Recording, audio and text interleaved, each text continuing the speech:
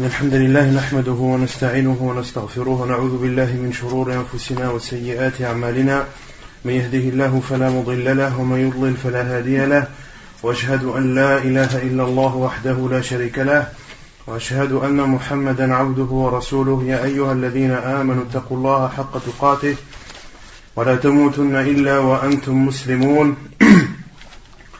يا أيها الناس اتقوا ربكم الذي خلقكم من نفس واحدة وخلق منها زوجها وبث منهما رجالا كثيرا ونساء واتقوا الله الذي تساءلون به والأرحام إن الله كان عليكم رقيبا يا أيها الذين آمنوا اتقوا الله وقولوا قولا سديدا يصلح لكم أعمالكم ويغفر لكم ذنوبكم ومن يطع الله ورسوله فقد فاز فوزا عظيما أما بعد فإن خير الكلام كلام الله وخير الهدي هدي محمد صلى الله عليه وسلم وشر الأمور محدثاتها وكل محدثة بدعة وكل بدعة ضلالة وكل ضلالة في النار وبعد. Donc nous continuons l'explication du livre Al-Wajiz fi fiqh as-sunnati wal kitab al-aziz. Toujours dans le chapitre, dans le livre de la zakat. La semaine dernière, on avait entamé le chapitre de celui qui doit donner en zakat des chamelles d'un âge bien précis, mais qu'il n'a pas en sa possession. On avait dit la semaine dernière, on avait cité le hadith du prophète sallallahu alayhi wa sallam à ce sujet, et en prenant l'exemple de celui qui doit donner en zakat une chamelle âgée de 4 ans, qui est appelée en arabe al-jad'ah, qui doit être donnée lorsque la personne a combien de chamelles en sa possession? C'est un monsieur qui répond, il lève sa main. Entre 61 et 75. C'est une femelle de 4 ans. Et donc, dans le hadith, il est dit que celui qui n'a pas une chamelle de 4 ans, mais a en sa possession une chamelle de 3 ans, qu'est-ce qu'il doit faire? Il la donne, il rajoute du brebis ou bien 20 dirhams. On accepte de lui cette chamelle de 3 ans, et on prend en plus, c'est-à-dire l'État prend en plus 2 brebis ou bien alors 20 dirhams. On avait dit que 20 dirhams c'était l'équivalent en argent de combien? 59,5. Comment on calcule 59,5? Parce que c'est 200 dirhams. Qu'est-ce qui est de 200 dirhams? La zakat de l'argent qui s'élève à... La zakat de l'argent c'est de 200 dirhams. Ça veut dire quoi ça? Le nisab. Le nisab pour l'argent, il est de 200 dirhams islamiques. Et on avait vu que 200 dirhams islamiques correspondaient à 595. Donc 20 dirhams correspondent à 59,5 grammes. Et celui qui doit donner en zakat une chamelle de 2 ans, qui est appelée bint laboun, et il doit donner une chamelle de 2 ans lorsqu'il a en sa possession combien de chamelles? À part Bachir? Naam Khaled? Entre 36 et 45. Vous êtes d'accord avec lui? Non, c'est Bintou Mahfoud. Entre 36 et 45. Entre? Je suis d'accord avec lui. Vous êtes d'accord avec lui ou pas? Ouais, d'accord. Donc, lorsque la personne a entre 36 et 45 chameaux, il doit donner en zakat une chamelle de 2 ans. Mais lui, il n'a pas de chamelle de 2 ans en sa possession, il n'a qu'une chamelle de 3 ans. Et la chamelle de 3 ans, on doit donner la zakat lorsque l'on a en sa possession là, entre 46 et 60. Donc, celui qui doit donner en zakat une chamelle de 2 ans, mais n'a qu'en sa possession une chamelle de 3 ans, qu'est-ce qu'il doit faire? Khalid? Il doit donner la chamelle de 3 ans. Lui, il doit donner une chamelle de 2 ans. Mais il n'a pas de chamelle de 2 ans en sa possession. Il n'a qu'une chamelle de 3 ans. Il donne la chamelle de 3 ans. Et la personne qui prend la chamelle, et al-musaddiq, celui qui récupère la zakat,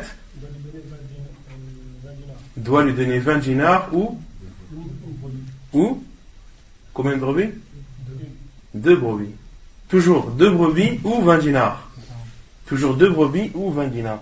Dans quel cas est-ce qu'il y a une brebis à donner? Non, concernant les chameaux. Dans quel cas est-ce qu'on doit donner une seule brebis? Non, entre 5 et 24. Entre 5 et 25. Entre 5 et 25. Pour 5 chameaux, on donne une brebis entre 5 et... Non, donc là, ma question c'est, dans quel cas, concernant la zakat des chameaux, est-ce qu'on doit donner en zakat une seule et unique brebis? Non. Entre 5 et 9. Entre 5 et 5, on en donne une. Non. Entre 5 et 24, on doit pour 5, pour chaque fois 5. Moi, ma question c'est, dans quel cas précis est-ce qu'on doit donner une seule et unique brebis? On a 5 chamelles. Quand on a 5 chamelles, c'est tout? Quand j'en ai 6? 5 et 9. De 5 et 9. Entre 5 et 9. Inclus, 9 inclus. Entre 5 et 9 inclus, lorsque tu as 5 chamelles en ta possession, tu dois donner en zakat une brebis. Entre 5 et 9. Taïb, zakat ou al-baqar. La zakat des vaches. Quel est le nisab? Non. Le nisab est de 30 vaches. C'est-à-dire, lorsque tu as un minimum de 30 vaches en ta possession, tu dois... Une vache d'un an ou un veau. Non. Une vache de 1 an ou un veau. Tu dois donner ahsan, une vache de 1 an ou un veau de 1 an. Un mâle ou une femelle de 1 an. Taïb. Et ensuite, celui qui en a 40, combien est-ce qu'il doit donner? Non? Fadal. Une vache de 2 ans. Une vache de 2 ans qui est appelée en arabe? Non? Moussanna. Moussanna ou la moussinna?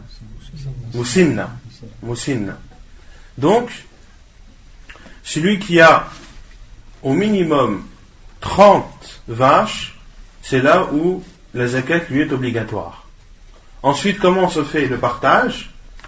Le partage, c'est pour chaque quarantaine de donner une vache de 2 ans, et pour chaque trentaine de donner une vache ou un veau de 1 an. Donc le minimum est de 30, puis pour chaque trentaine de donner une bête de 1 an, un mâle ou une femelle, et pour chaque quarantaine, une femelle de 2 ans.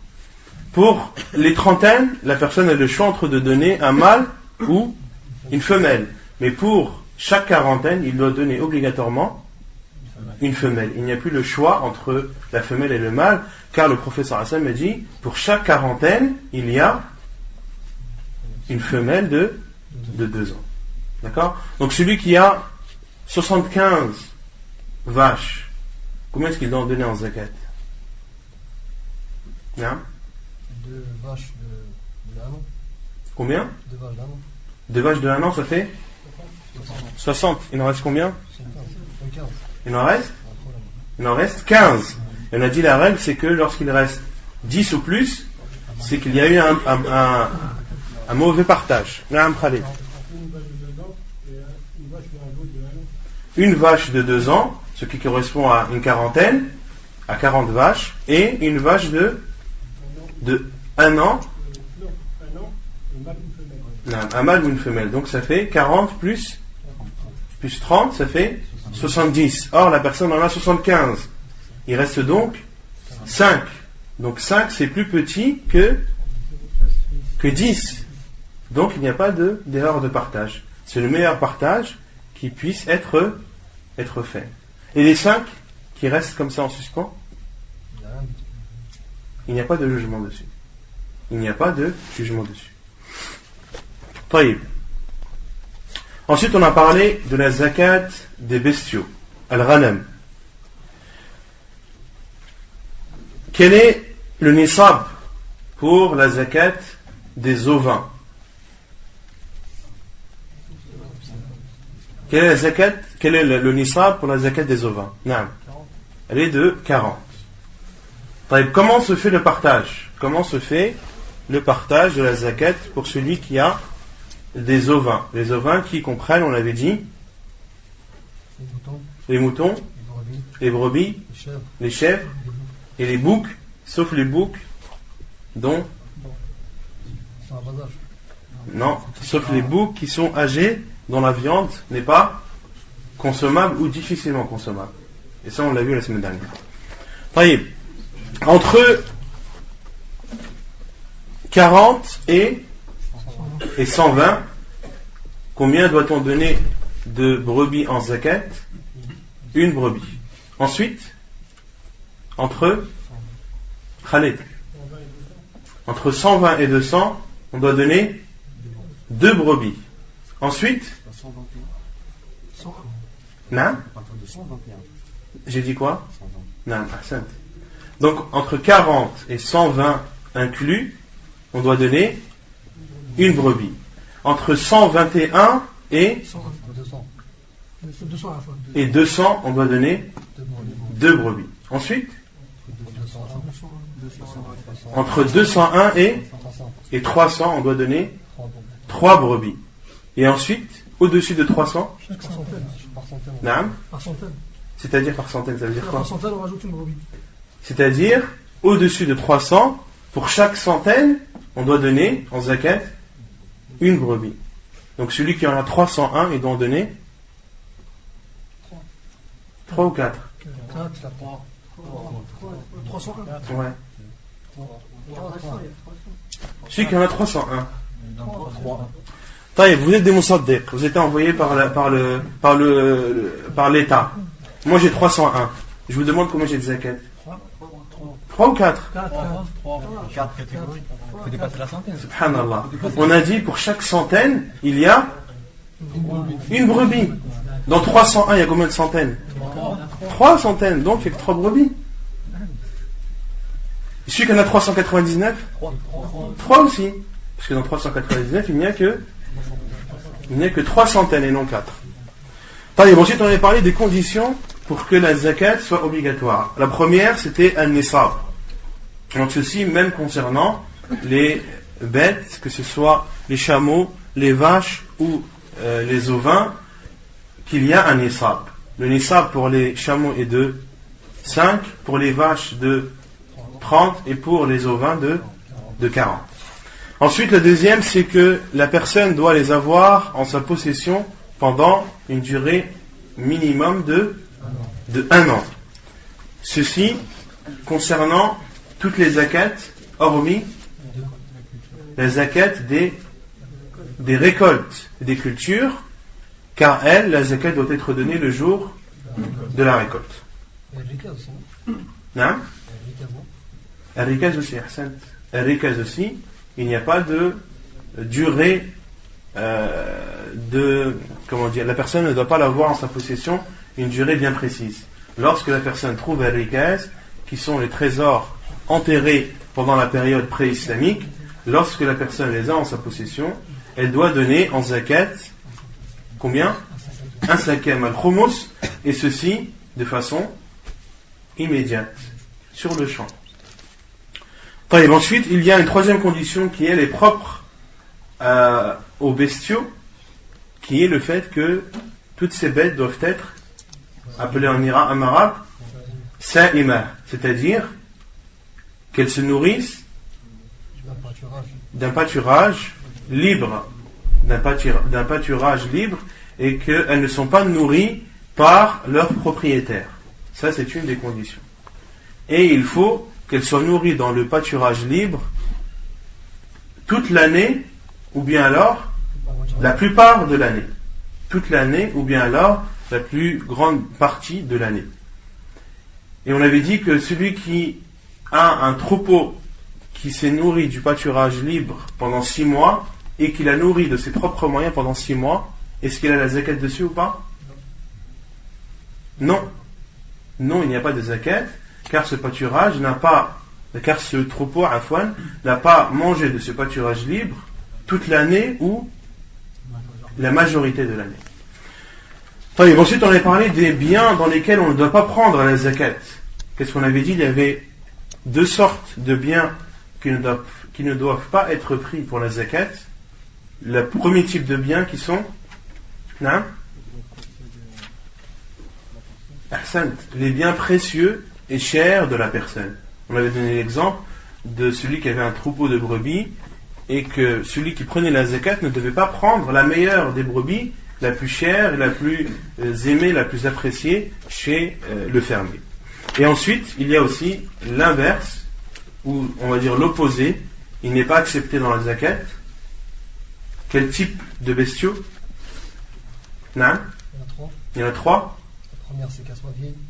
On n'accepte pas, on ne prend pas de la zakat les bêtes qui sont âgées, vieilles, c'est-à-dire al-harima, qui ont perdu leurs dents de vieillesse. Ensuite, c'est la borne. Naam, celle qui est borne. Et la troisième, le bouc, al-taïs, le bouc dont la viande n'est pas consommable ou très difficilement. Illa ma sha'a al-musaddiq, sauf ce que le musaddiq, celui qui a été envoyé par l'État, juge acceptable de prendre en zakat. Ensuite, on avait parlé du mélange, hukm al-khulta. Qu'est-ce que ça veut dire le mélange dans la zakat? Le mélange de troupeaux. Non? Le mélange de deux troupeaux. Le mélange de deux troupeaux. Quelle est la règle dans le mélange? La règle, c'est que, non? De peur de payer la zakat. De ne pas payer la zakat. Mais comment ne pas payer la zakat? Soit en mélangeant deux troupeaux de peur de la payer. D'abord, c'est quoi le mélange? Combien de types de mélange il y a? Deux mélanges. C'est lequel? Le premier? Un gros troupeau pour pas payer la zakat. Non. Avant de parler de fait de diviser, de séparer et de regrouper, c'est une chose. Mais là, on parle du mélange. Il y a deux sortes de mélanges qui sont autorisés en islam. Naam. Naam, le premier, lorsque deux troupeaux de deux personnes différentes mangent d'un seul et même pâturage, de telle sorte que on ne distingue pas un troupeau de l'autre, ils sont mélangés. Cela, lorsque le jour de la zakat arrivera, on comptabilise l'ensemble de ce troupeau, malgré qu'une partie appartienne à une personne et que l'autre appartient à une autre. Ensuite, la deuxième sorte de mélange autorisé, c'est quand il mange, il possède un pourcentage, par exemple, deux tiers, et l'autre il possède un tiers. C'est le fait que deux personnes s'associent sur un troupeau. Deux personnes qui s'associent sur un troupeau. Par exemple, il y a un troupeau de 100 moutons à acheter. Une personne n'a pas le moyen d'acheter tout ce troupeau, et il va chercher un associé. L'associé prend un tiers et l'autre prend deux tiers. Là, le troupeau, il est mélangé, et ce mélange est accepté en islam car c'est une association licite. D'accord? Ensuite, dans un troupeau, il y a deux choses qui sont interdites de faire: de séparer un troupeau ou de regrouper des troupeaux de peur de payer la zakat. Qu'est-ce que ça signifie? Ne pas séparer un troupeau de peur de payer la zakat. Qui peut donner un exemple? Non. Celui qui a 40 moutons. Celui qui a 40 moutons. Et 40 brebis. Non. Il les sépare en deux. Il les sépare en deux. Il met un troupeau dans cette ville et un autre troupeau dans l'autre ville. En mettant un troupeau dans une ville et un autre troupeau dans une autre ville. Khashyata sadaqa, de peur de ne pas payer la zakat. Là, cette personne a fait une chose interdite en islam. Car il a un troupeau de 40 brebis. La zakat est de une brebis. Mais cette personne a voulu séparer ce troupeau en mettant 20 brebis dans une ville et 20 dans l'autre. Ceci pour se sauver de la zakat. Car chaque troupeau étant de 20, ils n'atteignent pas le nisab qui est de 40. Et ceci n'est pas valide en islam. Une personne qui fait cela, d'une, c'est interdit, et de deux, ce n'est pas accepté, et il doit donner en zakat une brebis. Ça, c'est le cas de celui qui sépare un troupeau. Et comment regrouper deux troupeaux pour se sauver de la zakat? Non? Par exemple, une personne a 40 brebis d'un côté, d'une ville, 40 de l'autre. Donc une personne qui a 40 brebis, un troupeau de 40 brebis dans une ville et un troupeau de 40 dans l'autre, hein? On regroupe pour payer qu'une fois, là, c'est-à-dire au lieu de donner 2 fois 40, il donne une fois 40. Donc normalement, ce fermier doit payer en zakat combien? 2 brebis, une brebis pour chaque troupeau. Mais il décide de les regrouper, alors qu'à la base ils sont séparés. Il les regroupe de peur ou pour se sauver de la zakat. Et en les regroupant, il a un total de 80. Or, dans 80 moutons, combien il y a de zakat? Une brebis à donner, car c'est un nombre compris entre 40 et 120. Ensuite, on a parlé de Al-Rikaz, zakat al-Rikaz. Al-Rikaz, on avait dit que c'était les trésors enterrés avant l'arrivée de l'islam. Et on avait dit qu'il y avait des moyens ou des signes pour reconnaître un trésor enterré si il est considéré comme un rikaz ou non. Parmi ces signes, on avait dit par exemple de trouver des bijoux ornés de croix dans un pays musulman. Lorsque tu trouves un bijou enterré dans un pays musulman, des bijoux où il y a beaucoup de croix, cela te prouve que ce bijou appartenait à des non-musulmans. Or, c'est une terre d'islam, donc ceci a été enterré avant l'arrivée de l'islam. Ou de trouver des ustensiles qui sont utilisés à la consommation de l'alcool ou du vin, etc. Le principal, c'est de trouver un trésor qui comporte un signe qui te permet de savoir qu'il a été enterré avant l'arrivée de l'islam. Et si tu n'as pas de signe distinctif, quel est le jugement? C'est un objet trouvé. Et un objet trouvé, on en avait parlé la semaine dernière, on avait parlé des différents jugements qui étaient liés. Taïb. Ensuite, on a parlé de Masarif al-Zakat. La semaine dernière, on avait parlé des objets trouvés. Tu avais dit que celui qui trouve un objet, il faut qu'il le garde un an, s'il le trouve par exemple dans la ville. Et s'il les garde un an, il faut que dans le premier mois, la première semaine, tous les jours, il la lève. Après une fois par semaine, après une fois dans le mois. Et Allah, ce qu'on avait entendu aussi, c'est que si par exemple tu trouves maintenant de l'argent, pour te dégager des responsabilités, tu la saddaq. Est-ce que ça va ça? Allah, j'ai jamais entendu ça. De te saddaq, et après tu la saddaq. Et que les hasanats tomberont à son propriétaire, pour éviter que tu attendes tout ce laps de temps. Allahu a'lam. On avait parlé de ça concernant la semaine dernière sur les objets trouvés, que on devait passer l'annonce, dire aux gens et proclamer que telle chose est perdue ou que j'ai telle chose en ma possession, et de donner, on avait dit, la nature de l'objet trouvé sans donner de détails, et que le fait d'annoncer l'annonce doit durer pendant 1 an. Et qu'avant ces 1 an, il est interdit à la personne d'utiliser ce bien ou cet objet trouvé. Et qu'il ne lui est autorisé de l'utiliser qu'après 1 an. Et on avait dit qu'il était autorisé d'utiliser cet objet trouvé avant 1 an dans des cas bien précis. Lorsque cet objet périme avant les 1 an, ou bien lorsque l'objet demande des frais. Par exemple, si tu trouves une brebis, ou si tu trouves un chameau, ou une vache, est-ce que tu vas la nourrir pendant 1 an? Non. Donc les savants disent, quand tu trouves une bête, au lieu de payer les frais pendant 1 année, autant vendre cette bête, garder l'argent, et ensuite, lorsque le propriétaire sera retrouvé, de lui donner l'argent de la vente. Donc là, tu as utilisé un objet trouvé, mais pour le bien de cette chose. Et c'est le seul cas où c'est autorisé d'utiliser.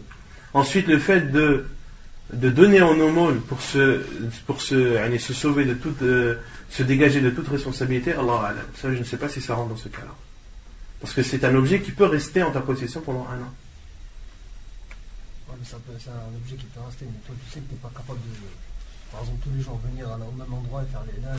Non, concernant tous les jours, on avait dit que c'était l'avis de quelques savants. On avait dit que quelques savants avaient dit que l'annonce se fait tous les jours pendant une semaine, et se fait une fois par semaine pendant un mois, et se fait une fois par mois pendant un an. Ça, c'est des détails que certains savants ont donné, mais d'autres ont dit, tu annonces de la façon que tu veux, de la manière que tu veux, du moment que ce que tu fais est appelé une annonce. Et ils disent que l'annonce doit se faire dans l'endroit où les gens se regroupent. De faire par exemple l'annonce dans un marché, ou dans un endroit où les gens ont l'habitude de se rencontrer et de parler des choses qui se sont passées. طيب مصارف الزكاة ensuite. نعم. Et tu as dit, si par exemple au bout de 10 ans, si on revient te voir et il dit ouais, ça c'était à moi, c'est que tu m'as Non. tu es obligé de le rendre. Non. Mais ça sert à quoi les 1 an alors? Ça sert à quoi les 1 an, c'est-à-dire? Par exemple, les 1 an, tu gardes. Pendant les 1 an, tu n'as pas le droit d'utiliser. Ah, ok, d'accord. Avant les 1 an, tu n'as pas le droit d'utiliser l'objet. Après les 1 an, tu as le droit de l'utiliser, mais lorsque cette personne vient et que le propriétaire a été retrouvé, de lui rendre son bien. Ou de s'arranger avec lui. Par exemple, si toi tu as trouvé 100 000 euros, et pendant 1 an, tu as annoncé sans avoir trouvé le propriétaire. Et ensuite, tu as décidé d'acheter une maison. Est-ce que tu avais le droit d'acheter la maison ou pas? Après les 1 an. Oui, tu as le droit d'utiliser l'argent. Mais, au bout de 2 ans, le propriétaire est revenu. Il a été trouvé, celui qui a perdu les 100 000 euros. Qu'est-ce que tu fais? Non? La maison est à lui. La maison est à lui. Soit tu vends la maison et tu lui rends ses 100 000 euros, soit tu lui donnes la maison, ou soit vous trouvez un arrangement. Ou soit vous trouvez un arrangement entre toi et le nouveau propriétaire de ta maison. C'est clair? Ça y est. Non. Tu dois faire en sorte de les avoir. Tu dois faire en sorte de les avoir. Ça, c'est les savants insistent sur ça. Lorsque tu utilises un bien, tu dois l'utiliser de telle sorte et en prenant compte de pouvoir le restituer à son propriétaire s'il vient. Et un détail que j'ai oublié de dire la semaine dernière, c'est que les objets trouvés à la Mecque et à Médine, tu ne dois pas les prendre. Il est interdit de prendre les objets trouvés à la Mecque ou à Médine. C'est une interdiction.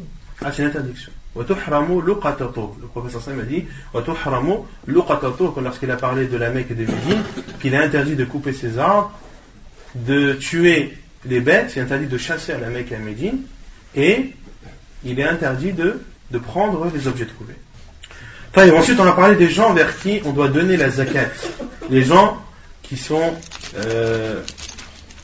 destinataires de la zakat, qui sont au nombre de 8, on avait vu la semaine dernière, au nombre de 8, qui sont présents dans le verset de Surat At-Tawbah, où Allah subhanahu wa ta'ala dit Innama sadaqat, les sadaqat appartiennent lil fuqara wal masakin. Donc les fuqara ce sont les pauvres, al masakin ce sont les nécessiteux, wal amilina alayha, ceux qui y travaillent, wal mu'allafati qulubuhum, ceux dont les cœurs sont à prendre, wa fir riqab, c'est-à-dire lors de l'affranchissement, wal gharimin, les endettés, wa fi sabilillah, ceux qui sont dans le sentier d'Allah, wa ibn sabil, et celui qui est en voyage, faridatan min Allah, c'est une obligation qui a été décrétée par qui? Par Allah. Wallahu alimun hakim, et Allah est tout savant et tout sage. Et Allah subhanahu wa ta'ala, lorsqu'il termine les versets en disant Wallahu alimun hakim, ou Wallahu azizun hakim, ou Wallahu ghafurur rahim, c'est toujours pour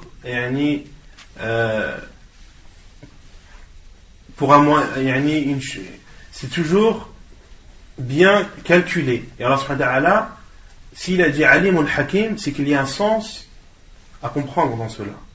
Wallahu alimun hakim, c'est-à-dire Allah subhanahu wa ta'ala est le plus savant, c'est-à-dire est le plus savant de ceux qui méritent d'avoir la zakat.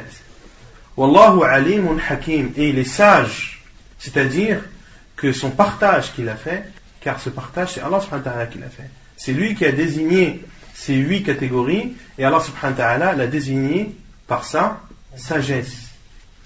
D'accord? Et lorsque vous voyez par exemple des versets où Allah parle des péchés, à la fin Allah dit Wallahu ghafurun rahim. Allah est clément et miséricordieux, c'est-à-dire vous qui faites des péchés, sachez qu'il y a un Dieu, un Seigneur, qui est clément envers ses serviteurs et pardonneur. Autrement dit, revenez vers lui, etc., etc. Lorsque Allah parle des châtiments, il dit Wallahu azizun hakim. Allah est le tout-puissant et le tout-sage. C'est-à-dire qu'Allah a une puissance illimitée et il est aisé et simple pour lui de châtier tel ou tel peuple, etc., etc. Taïb, ensuite on avait dit, est-ce qu'il était obligatoire de donner la zakat à l'ensemble de ces 8 catégories, ou est-ce qu'il était autorisé de donner à une des catégories malgré que les autres soient présentes? Naam? Naam? C'est quoi la divergence? Allah alam. Naam, Khalid.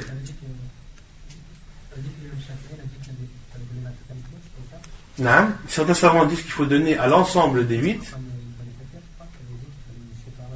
Et Jumhur ulama, la plupart des savants disent qu'il est autorisé de donner à une partie, à une de ces catégories, même si les autres sont présentes. Et c'est l'avis le plus sûr, wallahu a'lam, c'est qu'il est autorisé de donner à une de ces catégories sans donner aux autres, même si elles sont présentes. Et qu'Allah subhanahu wa ta'ala a cité ces 8 catégories pour nous montrer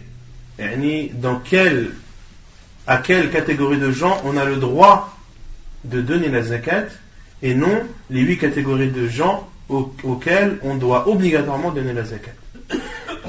C'est clair ou pas? Taïb. Donc ensuite, l'auteur a dit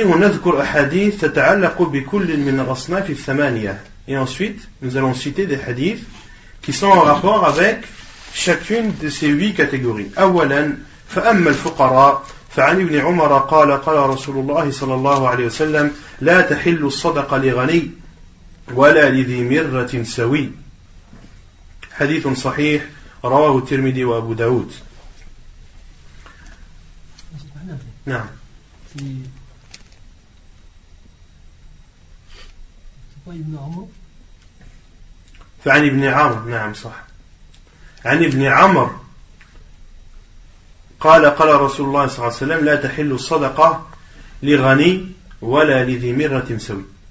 Donc dans ce hadith, selon Ibn Amr, le prophète sallallahu alayhi wa sallam a dit la sadaqa, c'est-à-dire la zakat, n'est pas autorisée à toute personne qui est mirra, et mirra en arabe ay mustawi al-khuluq al-khalq wal-murad istiwa al-a'dha wa salamatiha, c'est-à-dire celui qui est en bonne santé, celui qui est normalement constitué, celui qui n'a pas de défaut physique. Les mirratin sawi, et sawi, c'est-à-dire une personne qui est capable de travailler et qui est capable de gagner sa vie. D'accord?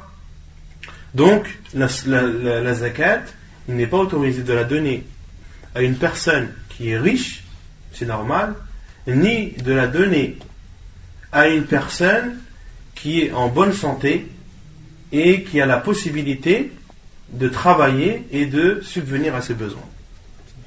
Non. C'est-à-dire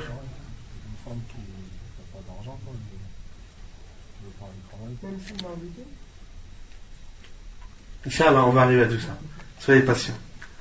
وعن عبيد الله بن عدي ابن الخيار أن رجلين أخبراه أنهما أتيا النبي صلى الله عليه وسلم يسألانه من الصدقة فقلب فيهما بصره فرآهما جلدين فقال إن شئتما أعطيتكما ولا حظ فيها لغني ولا لقوي مكتسب حديث صحيح رواه أبو داود والنسائي.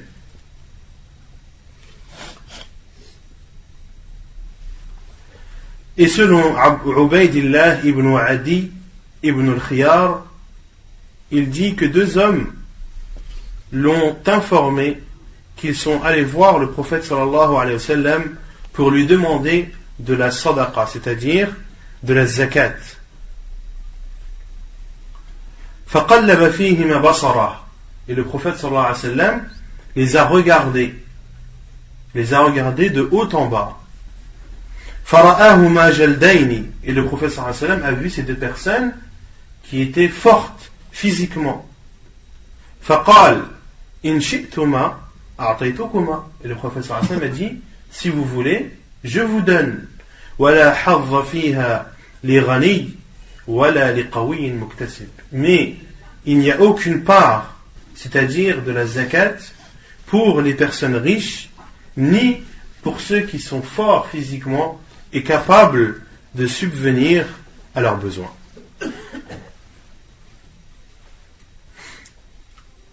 Donc dans ces deux hadiths, on comprend qu'il y a deux richesses. Il y a la richesse des biens et il y a la richesse physique. C'est-à-dire qu'il n'est pas autorisé de donner la zakat à un pauvre qui est bien physiquement et qui a la possibilité et la capacité de travailler. Parce que ça, c'est pas un pauvre, c'est un feignant. Masha'Allah, il a une santé physique irréprochable. Le travail, ce n'est pas ce qui manque. Il a la possibilité de travailler, de gagner de l'argent, de subvenir à ses besoins. Mais non, monsieur préfère rester chez lui, étendre sa main et de demander la zakat aux gens. Cela est interdit. Et dans ce hadith, il y a une preuve, dans le second hadith, il y a une preuve qu'il est autorisé de regarder celui qui te demande. Celui qui te demande la zakat, qu'il est autorisé de le regarder, de le questionner, de savoir si vraiment il fait partie des gens de la zakat.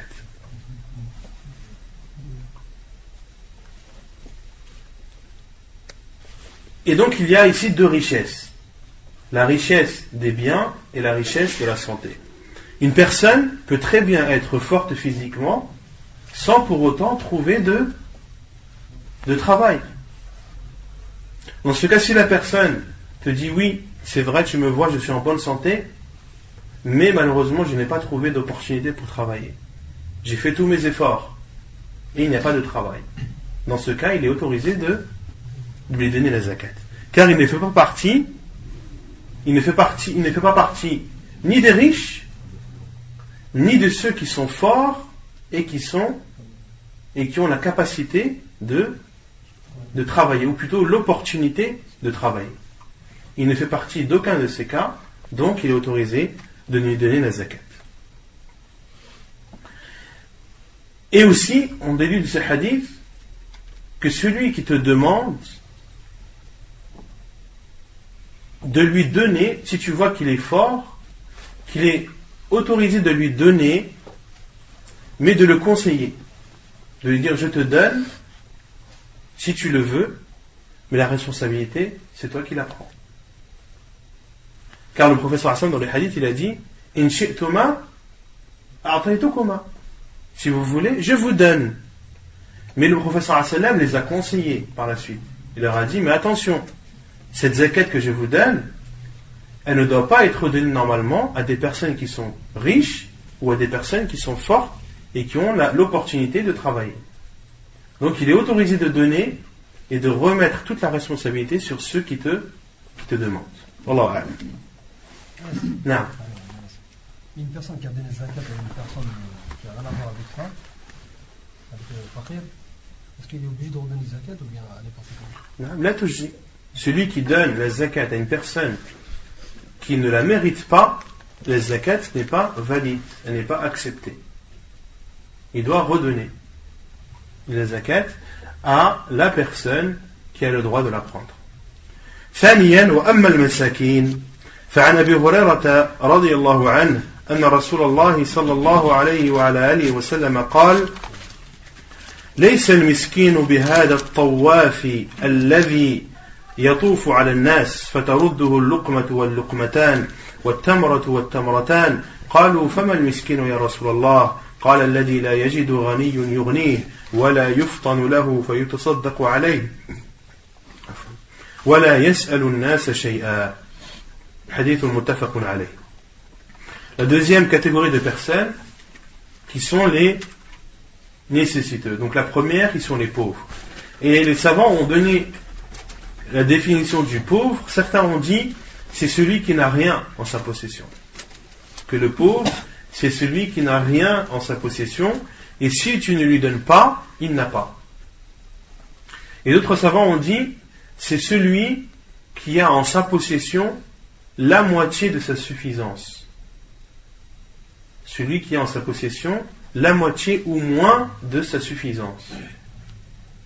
Autrement dit, celui qui, par exemple, gagne 400 € par mois, alors que normalement, il a besoin de 1000 € pour vivre. 400, c'est la moitié de... C'est en dessous de 500, qui est la moitié. Donc cette personne, elle est considérée comme étant faqir, comme étant pauvre. D'accord? Wa amal miskin, et quant au nécessiteux, selon Abu Hurairah radiyallahu anhu, le prophète sallallahu alayhi wa sallam a dit, le pauvre, ce n'est pas le pauvre, celui qui tourne chez les gens. Fatarudduhu al-luqmatu wal-luqmatan, et lui parvient une bouchée ou deux, ou bien une date ou deux. Qalu fama al-miskinu ya Rasulallah. Ils ont dit, qui est le pauvre alors, ou qui est le nécessiteux alors, ô envoyé d'Allah?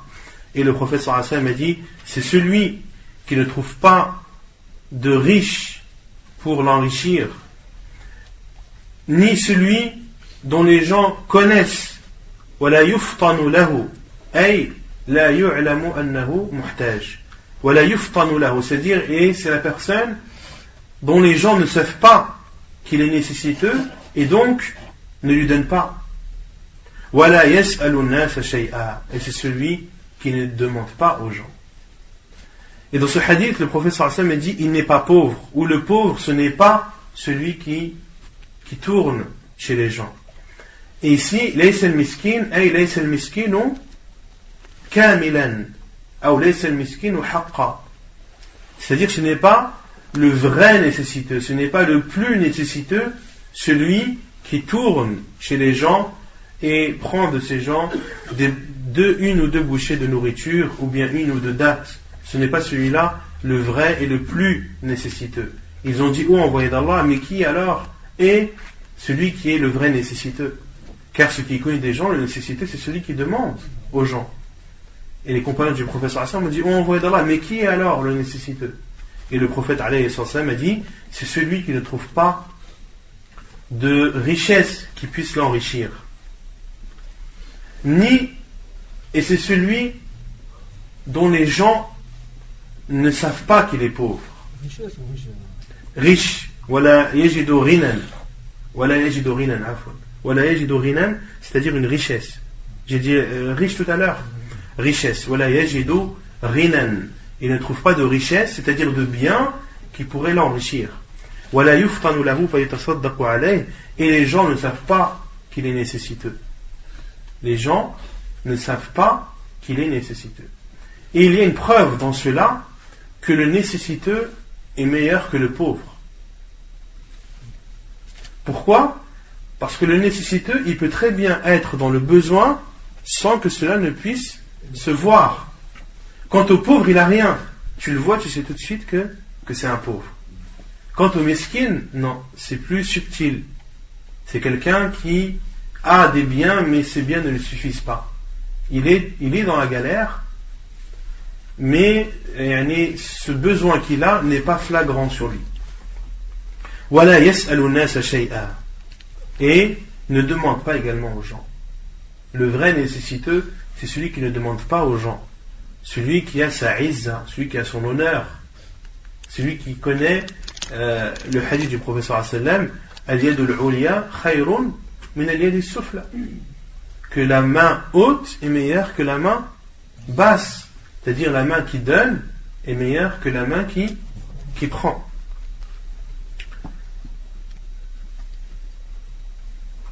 Et une autre preuve également que le nécessiteux, c'est que c'est quelqu'un qui peut avoir une ressource, c'est un verset dans Surat Al-Kahf où Allah subhanahu wa ta'ala dit Amma as-safinatu fakanat limasakina ya'maluna fil bahr. Allah subhanahu wa ta'ala dit dans le Coran dans Surat Al-Kahf, et les pauvres, wa amma as-safina, et le bateau, fakanat limasakin, ce bateau appartenait à des pauvres. Qu'est-ce qu'ils faisaient ces pauvres? Ya'maluna fil bahr, ils travaillaient dans la mer, c'est-à-dire ils pêchaient. Ils étaient pauvres, mais ils travaillaient en même temps. Donc, ils étaient nécessiteux plutôt. Donc, le nécessiteux peut très bien travailler. Certains disent non, il n'est pas dans le besoin, il travaille. Il travaille, oui, mais est-ce que le salaire qu'il a lui suffit ou pas? S'il lui suffit, alhamdoulilah, s'il ne lui suffit pas, là il rentre dans le cadre des nécessiteux. Et il est interdit de demander la zakat pour celui qui a de quoi manger. Car le professeur Hassan a dit, celui qui a son repas du matin et son repas du soir et qui demande aux gens, c'est-à-dire la zakat, il sera ressuscité le jour du jugement en ayant des blessures et des ouvertures et des griffures sur le visage. Donc un musulman a sa dignité, un musulman a sa fierté, et il ne doit demander aux gens que lorsque vraiment il n'a pas d'autre choix. Mais s'il a la possibilité de patienter et de garder sa dignité, eh bien cela est meilleur pour lui. ثالثا العاملون عليها وأما العاملون عليها فهم الجبات والسعاة يستحقون منها قسطا على ذلك ولا يجوز أن يكونوا من أقرباء رسول الله صلى الله عليه وسلم الذي تحرم عليهم الصدقة لما ثبت في صحيح مسلم عن عبد المطلب بن ربيعة بن الحارث أنه انطلق هو والفضل بن العباس يسألان رسول الله صلى الله عليه وسلم ليستعملهما على الصدقة فقال إن الصدقة لا تحل لمحمد ولا لآل محمد إنما هي أوساخ الناس حديث صحيح رواه مسلم وأبو داود والنسائي. La troisième catégorie de personnes qui ont le droit de prendre la zakat, ou plutôt à qui on a le droit de donner la zakat, ce sont ceux qui travaillent pour cette zakat. Et Allah subhanahu wa ta'ala dit وَالْعَامِلُونَ عَلَيْهَا. Il n'a pas dit وَالْعَامِلُونَ فِيهَا. Car il y a une différence entre travailler dans une chose et travailler pour une chose. Ici, la zakat, il était autorisé de la donner pour celui qui travaille pour la zakat et non celui qui travaille dans la zakat. Un exemple de quelqu'un qui travaille dans la zakat. Tu as un troupeau de 100 chameaux. As-tu besoin d'un berger ou pas? Oui ou non? Ou tu laisses les 100 chameaux comme ça dans la nature? Obligatoirement, ils te font un berger. Ce berger, est-ce qu'il t'est autorisé de le rémunérer de la zakat? Oui ou non? Oui ou non? Il travaille pour la zakat ou il travaille dans la zakat? Il travaille dans la zakat, il travaille avec les chameaux. Donc lui, c'est le propriétaire du troupeau qui doit lui donner son salaire. Et en aucun cas, son salaire ne doit provenir de la zakat. Mais ceux qui sont envoyés par l'État pour récupérer la zakat, ou bien pour la donner, parce que dans la zakat, il n'y a pas seulement le fait de la récupérer, mais il y a aussi le fait de la donner aux pauvres et aux nécessiteux, ou à ceux qui le méritent. D'accord? Et ce sont eux à qui on a le droit de donner de la zakat, à condition qu'il n'ait pas de salaire versé par l'État. Si ce sont des employés de l'État qui sont envoyés pour aller récupérer la zakat ou pour la donner, s'ils ont déjà un salaire versé par l'État, dans ce cas, il n'est pas autorisé pour eux de prendre l'argent de la zakat, car ils sont déjà rémunérés pour leur travail. Mais s'ils ne sont pas payés par l'État, dans ce cas, l'État a le droit de prendre de la zakat et de leur donner leur salaire. j'insiste bien sur le fait que ce sont ceux qui travaillent pour la zakat et non ceux qui travaillent dans la zakat. Et c'est là où on voit l'éloquence du Coran, où chaque mot a son importance. Allah subhanahu wa ta'ala dit وَالْعَامِلُونَ عَلَيْهَا. Et une autre éloquence du Coran, Allah subhanahu wa ta'ala a dit إِنَّمَا الصَّدَقَاتُ لِلْفُقَرَاءِ. Lil-fuqara, il y a le lam ici. Et le lam, en arabe, signifie la possession. Ahsan, quand tu dis Lillahi mulku samawati wal ard, ça veut dire à Allah appartient les cieux et la terre, ou la royauté, mulku samawati wal ard, le royaume des cieux et de la terre. Comment on traduit à Allah appartient? Ou dans ce verset, qu'est-ce que dans ce verset nous a fait comprendre que ceci appartient à Allah? Le lam de lillah, en disant lillah, c'est-à-dire appartient à Allah. Et Allah Azza wa Jalla dans le verset de Sadaqat a dit innama sadaqatu, les sadaqat lil fuqara, appartiennent aux pauvres, wal masakin wal amilina alayha wal muallafati qulubuhum. C'est-à-dire que lorsque tu leur donnes la zakat, lorsque tu donnes la zakat à un pauvre, eh bien, elle lui appartient. Ça devient son bien. Non ? C'est son dû, mais c'est un dû lorsqu'il l'a en sa possession. Lorsque tu lui donnes, ça lui appartient. Et ça, c'est important de savoir ça, parce que il y a dans ces catégories de 8 à qui on donne la zakat, des personnes ou des catégories, lorsque tu leur donnes, cela ne leur appartient pas. Ça leur permet de subvenir à leurs besoins, mais l'argent ne leur appartient pas. Autrement dit, lorsque tu donnes 1000 euros à un pauvre, tu lui as donné 1000 euros, il a le besoin. D'accord ? Mais le lendemain, son père décède à ce pauvre et se retrouve ayant un héritage de 30 000 euros. Il reste pauvre ou il ne reste pas pauvre? Le lendemain, il a l'héritage de son père qui est décédé de 30 000 euros. Quelqu'un qui a 30 000 euros, c'est un pauvre? Non, donc il n'est plus pauvre. Mais il a toujours les 1000 euros que tu lui as donnés de zakat. Qu'est-ce qu'il fait? Il les garde ou il te les rend? Il les garde, pourquoi? Non, parce que ça lui appartient. Parce qu'Allah a dit innama sadaqatu lil fuqara, c'est-à-dire que lorsque tu leur donnes, c'est leur bien, ça leur appartient, même si le lendemain ils sont riches, même si le lendemain ils n'ont plus besoin de cet argent que tu leur as donné, car c'est leur bien, ça leur appartient. C'est clair? Ça lui appartient, ça lui... pas compris. Quand tu donnes 1000 euros à un pauvre ou à un nécessiteux, l'argent que tu lui donnes, c'est son bien à lui. Tu n'as plus le droit de lui reprendre. D'accord. On ne dit pas contraire. On ne dit pas contraire parce que tu verras, tu vas comprendre après. Ouais, je comprends après. Tu vas comprendre après. Non.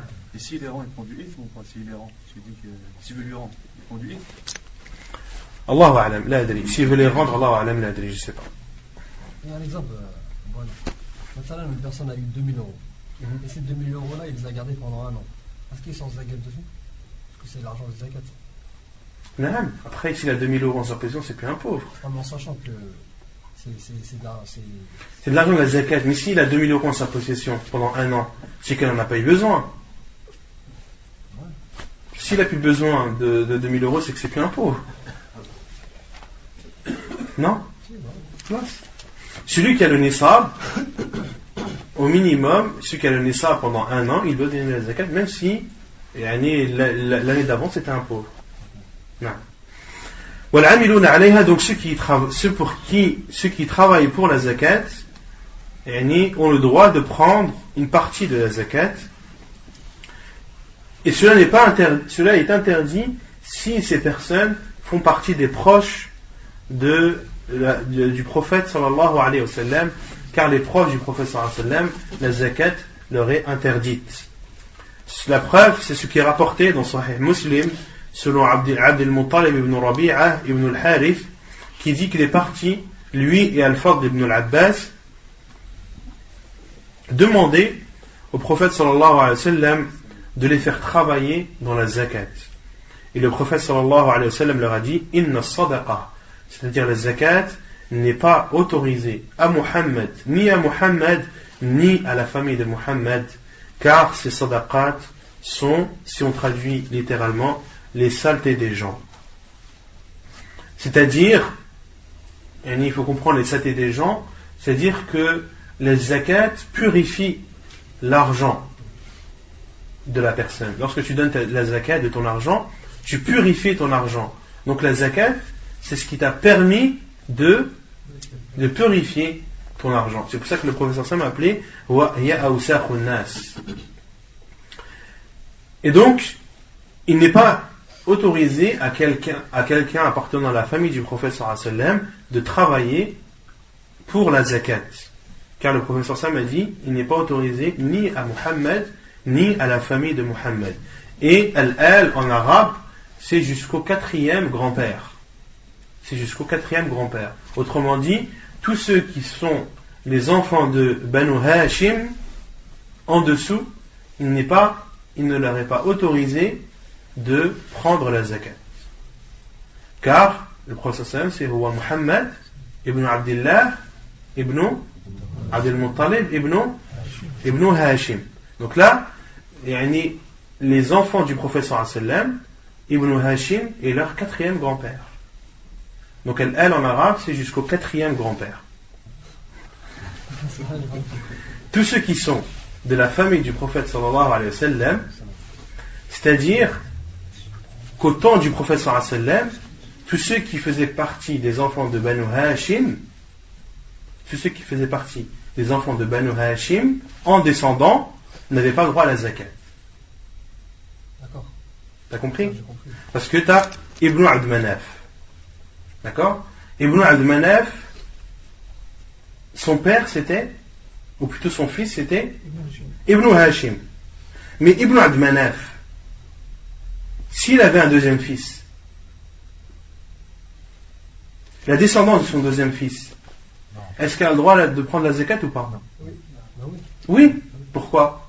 Parce que Parce qu'elle ne fait pas partie de la descendance de Ibn Hashim. Vous avez compris ou pas? Et au-dessus de Banu Hashim, ils ont droit à la zakat. En dessous de Banu Hashim, ils n'ont pas le droit à la zakat. D'accord, mais le frère t'a posé la question des descendants du prophète. Non. Les descendants du prophète à notre époque, ils sont où? Ils sont en dessous ou au-dessus de Banu Hashim? Non? Ils sont en dessous. Tous ceux qui sont en dessous du 4e grand-père. Non? Tous ceux qui sont en dessous du 4e grand-père, aucune preuve. Ahsan. C'est ça en fait. Là j'ai compris. Parce que le prophète a dit Al-Muhammad. Et Al-Muhammad, c'est jusqu'au 4e grand-père. D'accord? Et le 4e grand-père, c'est Banu Hashim. Ibn Hashim. De lui, ça commence jusqu'à. Voilà, jusqu'à Yom al-Qiyamah. خلاص؟ طيب. رابعا نعم. Là, dans le hadith, il travaille. نعم. Mais il travaille, ils peuvent travailler sans pour autant prendre les fils. Parce qu'en général, au temps du prophète sallam, ceux qui travaillaient étaient rémunérés. À la base, ils voulaient travailler pour être rémunérés. Et la rémunération au temps du prophète sallam sur ceux qui travaillent pour la zakat était de la zakat. Elle n'était pas d'ailleurs. فهمت؟ رابعا وأما المؤلفة قلوبهم فأقسام. Et la 4e catégorie, ce sont ceux dont les cœurs sont à prendre. Et ils sont de plusieurs catégories. منهم من يعطى ليسلم كما أعطى النبي صلى الله عليه وسلم صفوان بن أمية من غنائم حنين قد كان شهدها مشركا قال فلم يزل يعطيني حتى صار أحب الناس إلي بعد أن كان أبغض الناس إلي حديث صحيح رواه مسلم وأبو داود والنسائي. Donc, parmi les mu'allafati qulubuhum, ceux dont les cœurs sont à prendre, il y a celui à qui tu donnes pour qu'il se convertisse. comme l'a fait le prophète sallallahu alayhi wa sallam lorsqu'il a donné à Safwan ibn Umayya des butins de la bataille de Hunayn. Et Safwan ibn Umayya a assisté ou a participé à cette bataille en étant non musulman. Et il a dit Falam yazal yu'tini. Safwan ibn Umayya a dit le prophète sallallahu alayhi wa sallam n'a pas cessé n'a cessé de me donner de ces butins jusqu'à ce qu'il fasse partie des gens les plus aimés chez moi après avoir fait partie des gens les plus détestés. Dans ce hadith, le prophète sallallahu alayhi wa sallam a donné à Safwan ibn Umayya qui n'était pas encore musulman. Et les savants ont dit qu'il est autorisé de donner la zakat à un non-musulman dont le cœur est proche de l'islam. Dont le cœur est proche de l'islam. Celui qui est attiré par l'islam, celui qui est intéressé par l'islam, il t'est autorisé de lui donner de la zakat pour l'encourager. Pour l'encourager à connaître encore plus l'islam et par la suite à embrasser cette noble religion. Et on comprend de cela que on doit donner la zakat à ceux dont le cœur est proche de l'islam. Ceux dont le cœur n'est pas proche de l'islam, on ne leur donne pas la zakat. Car il n'y a pas de bien en eux et il n'y a pas d'espérance, on n'espère pas d'eux qu'ils se convertissent. Même s'il est riche. Même s'il est riche. Pareil pour al-amilun alayha, ceux qui travaillent pour la zakat, même s'il est riche, il prend de la zakat. Même s'il est riche, il prend de la zakat. Car lui, al-amilun alayha, ceux qui travaillent pour la zakat, pourquoi est-ce que tu leur donnes de la zakat? Est-ce que c'est parce qu'ils sont pauvres? Non, c'est le salaire de leur travail. Il peut très bien avoir un autre travail à côté, ou il peut très bien avoir un bon salaire de la zakat qui lui permet d'être riche, ou c'est quelqu'un qui économise son argent et alhamdoulilah il est arrivé à être riche. Il continue son travail de récupérer la zakat et il prend de la zakat chaque année son salaire sans aucune ambiguïté, sans aucun problème. Pareil pour le non-musulman dont tu espères la conversion. Si une personne, son cœur est proche de l'islam, mais physiquement il est bien, il ne veut pas travailler, on peut lui donner zakat? Si physiquement il est bien, bon, enfin, il n'est pas malade, il est en bonne santé, il est jeune, il ne veut pas travailler, mais son cœur est proche de l'islam, on peut lui donner zakat? Bien sûr, parce que lui, une personne qui est pauvre, mais qui n'est pas musulmane, est-ce qu'on lui donne la zakat ou pas? Non. La plupart des savants disent qu'on ne donne pas la zakat à un pauvre qui n'est pas musulman. Sauf si ce pauvre est proche de l'islam. Sauf si ce pauvre, son cœur est proche de l'islam et qu'il est intéressé par l'islam. Dans ce cas, tu lui donnes la zakat, pas parce que c'est un pauvre, mais parce que son cœur est proche de l'islam. Donc là, l'exemple que tu as donné, une personne qui n'a pas d'argent, qui est en bonne santé, mais dont le cœur est proche de l'islam. Le fait qu'il soit en bonne santé, qu'il a la possibilité de travailler, normalement on ne lui donne pas la zakat. Mais il n'est pas musulman et son cœur est proche de l'islam. Ça nous suffit pour lui donner la zakat. ومنهم من يعطى ليحسن إسلامه ويثبت قلبه كما أعطي يوم حنين أيضا كما أعطى يوم حنين أيضا جماعة من صناديد الطلقاء وأشرافهم 100 من الإبل وقال إني لأعطي الرجل وغيره أحب إلي منه خشية أن يكبه الله على وجهه في نار جهنم. حديث صحيح رواه البخاري ومسلم. Et il est autorisé également à donner la zakat à ceux dont la foi est faible pour que leur islam s'améliore, se fortifie et pour que leur cœur se raffermisse. Comme l'a fait le prophète sallallahu alayhi wa sallam le jour de Hunayn, lorsqu'il a donné à un groupe parmi min sanadid et tulaqa. Sanadid et tulaqa, ce sont les personnes respectueuses, les personnes hautement placées parmi at-tulaqa, qui sont ceux qui se sont convertis le jour de l'Fath, le jour de la victoire. Et le prophète sallallahu alayhi wa sallam leur a donné 100 chamelles. Et il a dit, après leur avoir donné, Inni la u'ti ar-rajula wa ghayruhu ahabbu ilayya minhu.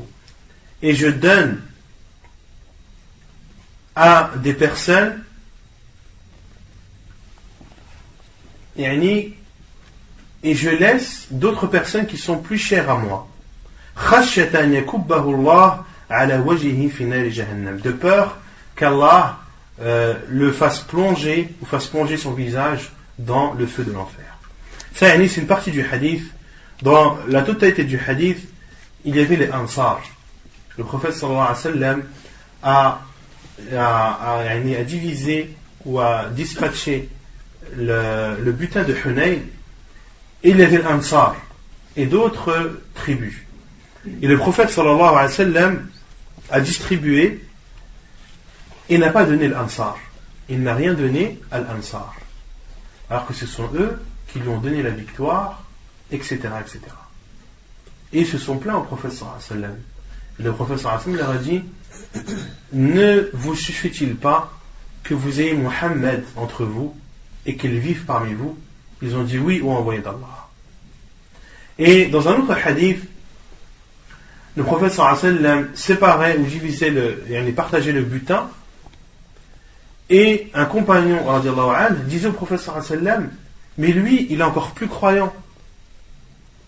Et le prophète sallallahu alayhi wa sallam il disait ah, muslim, ou bien musulman. Et le prophète sallallahu alayhi wa sallam donnait encore à des personnes, et ce compagnon radiallahu anhu ne comprenait pas pourquoi est-ce que le prophète sallallahu alayhi wa sallam donnait des butins à des personnes qui étaient moins pieuses que d'autres. Et il disait, oh envoyé d'Allah, mais lui il est croyant.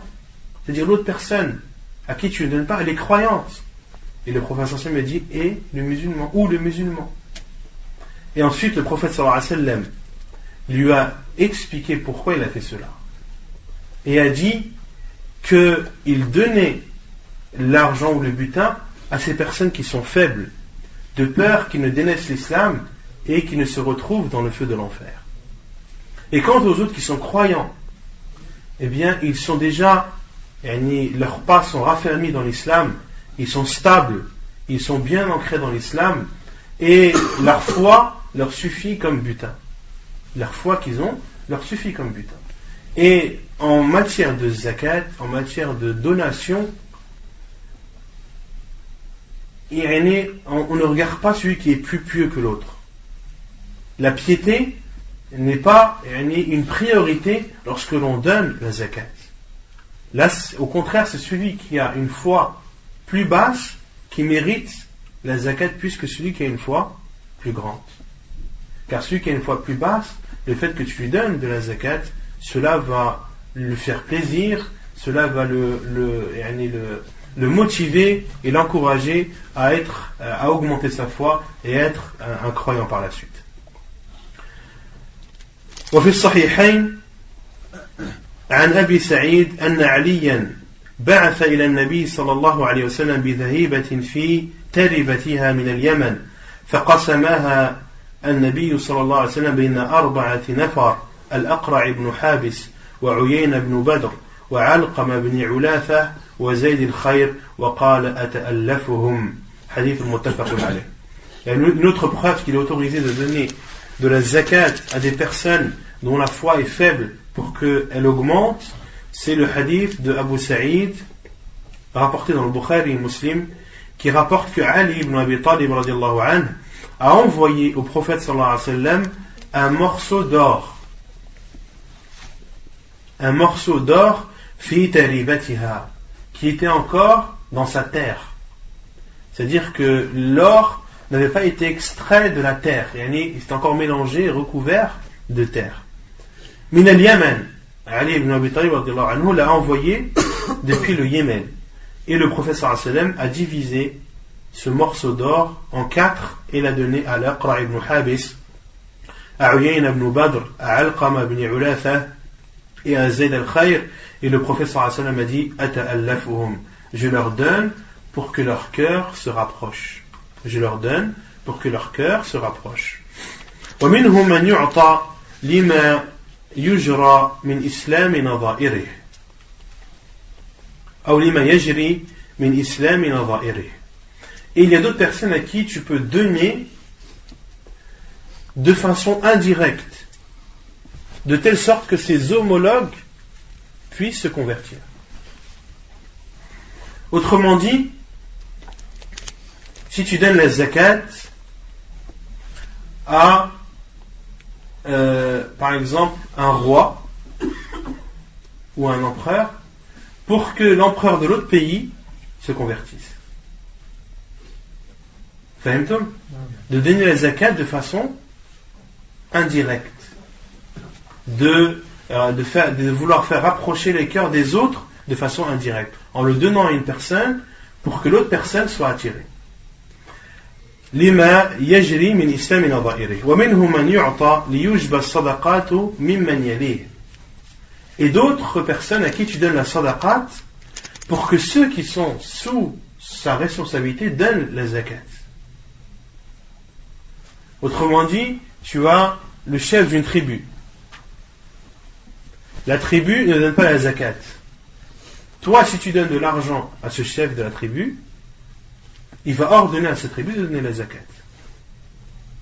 Donc il t'est autorisé de donner de l'argent de la zakat à ce chef de tribu pour qu'il ordonne à sa tribu de donner la zakat. أو ليدفع عن جورة المسلمين الضرر من أطراف البلاد والله أعلم. Ou bien alors de donner de l'argent à un gouverneur oppresseur, à un gouverneur qui porte atteinte aux musulmans, qui leur fait du mal, qui les blesse, etc., etc. De lui donner de l'argent pour qu'il arrête de porter atteinte aux musulmans. Fahimtum? Et cet argent, il est autorisé de le donner de la zakat. وهل تعطى المؤلفة على الإسلام بعد النبي صلى الله عليه وسلم. Une question que pose l'auteur: est-ce qu'il est autorisé de donner à ces gens pour que leur cœur se rapproche de l'islam après le prophète sallallahu alayhi wa sallam? قال ابن كثير فيه خلاف. الإمام ابن كثير a dit il y a dans cela une divergence. فروي عن عمر وعامر والشعبي وجماعة أنهم لا يعطون بعده لأن الله قد أعز الإسلام وأهله ومكن لهم في البلاد وأذل لهم رقاب العباد. Il est rapporté de Omar, de Amir et Al-Sha'bi et également un groupe d'autres personnes qui ont dit que l'on ne doit pas donner la zakat après aux personnes dont on espère que le cœur se rapproche de l'islam après la mort du prophète sallallahu alayhi wa sallam, car Allah a déjà donné la victoire à l'islam et aux musulmans et ils sont bien implantés dans les terres et Allah subhanahu wa ta'ala a épargné les musulmans des non-musulmans, c'est-à-dire il n'y a plus de prisonniers ni autres. وقال آخرون بل يعطون لأنه عليه الصلاة والسلام قد أعطاهم بعد فتح مكة وكسر هوزان وهذا أمر قد يحتاج إليه فيصرف إليهم. Et d'autres ont dit non, on doit leur donner car le prophète sallallahu alayhi wa sallam a donné à ces personnes même après la victoire de Mecca, c'est-à-dire après qu'Allah subhanahu wa ta'ala ait donné la victoire aux musulmans, car l'ouverture Fath Mecca, la victoire de la Mecque, c'était une des plus grandes victoires des musulmans et c'est là où les musulmans ont retrouvé toute leur liberté et toute leur puissance lorsqu'ils sont rentrés à la Mecque en étant vainqueurs. Et après le Fath, après cette victoire de la Mecque, le prophète sallallahu alayhi wa sallam donnait quand même la zakat à al-mu'allafati qulubuhum.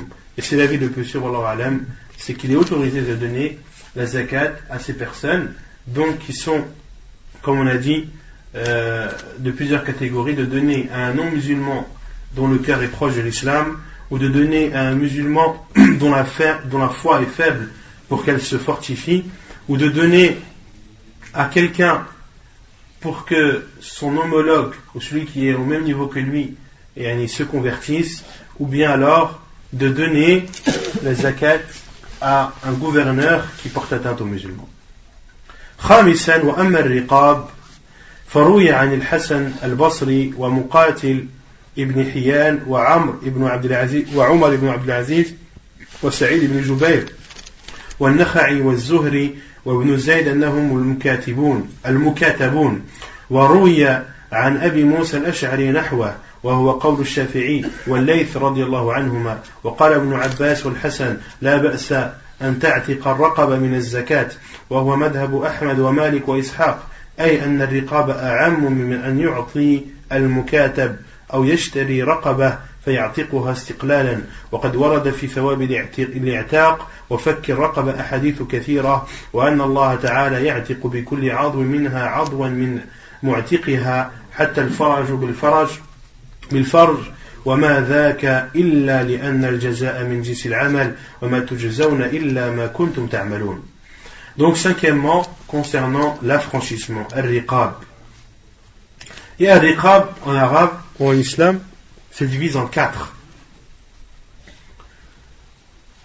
Il y a 4 façons, 4 types qui rentrent dans le fait d'affranchir, dans l'affranchissement. Il y a tout d'abord le fait d'acheter un esclave chez un maître pour le libérer. Ça, c'est ce qui est connu de tout le monde. Lorsqu'on parle d'affranchir un esclave, c'est-à-dire d'aller acheter un esclave chez son maître pour le libérer. Et il est autorisé de l'acheter avec l'argent de la zakat. Deuxièmement, il y a ce qui est appelé en islam al-mukatab. Allah subhanahu wa ta'ala dit وَالَّذِينَ يَبْتَغُونَ الْكِتَابَ مِمَّا مَلَكَتْ أَيْمَانُكُمْ فَكَاتِبُوهُمْ. Allah subhanahu wa ta'ala a dit dans le Coran, ceux dont vos esclaves qui cherchent un contrat d'affranchissement, concluez ce contrat avec eux.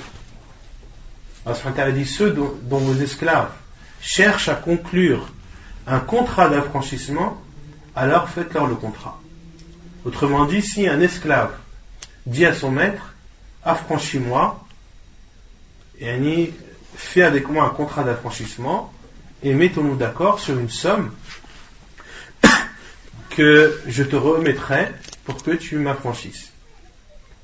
Là, cet esclave, il est appelé en islam al-mukatab, c'est-à-dire il est sous l'égide d'un contrat, il est soumis à un contrat, il est mukatab, et lui, en islam, on a le droit de lui donner la zakat, soit de donner la zakat directement au maître, ou soit de donner la zakat à l'esclave pour qu'il puisse payer le maître, son maître, et être affranchi.